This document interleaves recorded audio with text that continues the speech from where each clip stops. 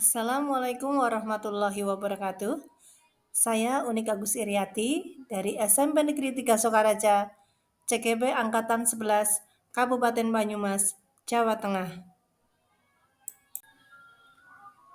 Pada video kali ini, saya akan menyampaikan koneksi antar materi modul 2.1 tentang pembelajaran berdiferensiasi.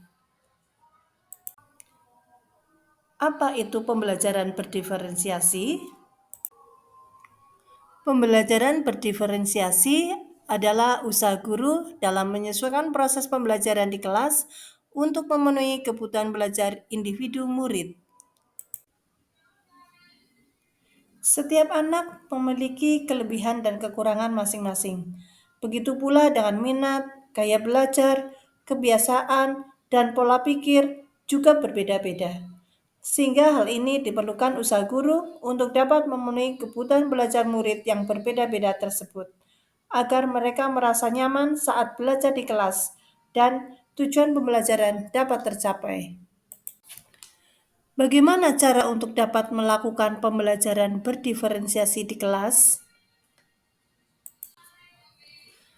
Agar dapat melakukan pembelajaran berdiferensiasi, maka guru harus memahami tujuan pembelajaran, merespon kebutuhan belajar murid, menciptakan lingkungan belajar yang mengundang murid untuk belajar, melakukan manajemen kelas yang efektif, dan melakukan penilaian berkelanjutan. 3 aspek yang dilakukan guru dalam mengidentifikasi kebutuhan belajar murid yaitu kesiapan belajar murid, minat murid, dan profil belajar murid. Kesiapan belajar murid. Kesiapan belajar merupakan kemampuan awal yang harus dimiliki oleh murid untuk menunjang keberlangsungan proses pembelajarannya. Dalam hal ini, guru perlu mengidentifikasi kesiapan belajar murid agar mampu merancang strategi pembelajaran yang sesuai dengan kebutuhan murid. Minat murid merupakan suatu keadaan mental yang menghasilkan respon terarah kepada suatu situasi atau objek tertentu yang menyenangkan dan memberikan kepuasan diri. Profil belajar murid. Tujuan dari mengidentifikasi atau memetakan kebutuhan belajar murid berdasarkan profil belajar adalah untuk memberikan kesempatan kepada murid untuk belajar secara natural dan efisien. Cara yang dilakukan guru untuk mengidentifikasi kebutuhan murid antara lain mencari tahu kemampuan awal murid, mengamati perilaku murid, mengamati rapot di kelas sebelumnya, guru melakukan refleksi, diskusi dengan guru dan orang tua sebelumnya, diskusi permasalahan murid, dan melakukan berbagai penilaian diagnostik. Adapun strategi pembelajaran diferensiasi terdiri dari diferensiasi konten, diferensiasi proses, dan diferensiasi produk. Diferensiasi konten berkaitan dengan apa yang kita ajarkan, seperti materi, konsep, atau keterampilan yang perlu dipelajari berdasarkan kurikulum.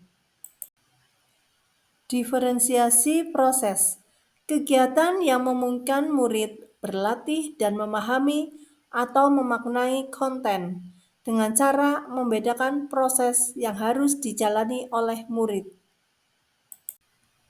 Diferensiasi produk, bukti yang menunjukkan apa yang murid telah pahami dengan cara membedakan atau memodifikasi produk sebagai hasil belajar murid, hasil latihan, penerapan, dan pengembangan apa yang telah dipelajari.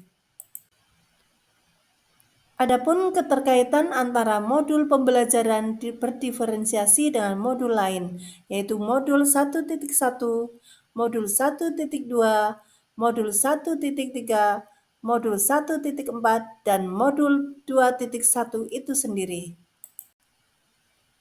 Keterkaitan modul 1.1 dan modul 2.1. Untuk melakukan pembelajaran berdiferensiasi, maka guru harus berusaha memenuhi kebutuhan belajar anak sesuai dengan kodrat alam dan kodrat zaman sesuai filosofi Ki Hajar Dewantoro. Keterkaitan modul 1.2 dan modul 2.1. Dalam melakukan pembelajaran berdiferensiasi, seorang guru penggerak harus berpihak pada murid, reflektif, mandiri, kolaboratif, dan inovatif untuk menciptakan pembelajaran berdiferensiasi agar dapat memenuhi kebutuhan murid. Dengan demikian, seorang guru penggerak dapat mewujudkan kepemimpinan murid dengan menuntun murid merdeka belajar. Hal ini sesuai dengan nilai dan peran guru penggerak. Keterkaitan modul 1.3 dan modul 2.1. Pembelajaran berdiferensiasi dapat menjadi salah satu strategi untuk mewujudkan visi guru penggerak yang berpihak pada murid. Keterkaitan modul 1.4 dan modul 2.1. Dalam pelaksanaan pembelajaran berdiferensiasi, antara guru dan murid harus ada kesepakatan kelas terlebih dahulu, agar proses pembelajaran dapat berjalan dengan baik sesuai dengan nilai-nilai budaya positif. Demikian yang dapat saya sampaikan. Salam dan bahagia. Wassalamualaikum warahmatullahi wabarakatuh.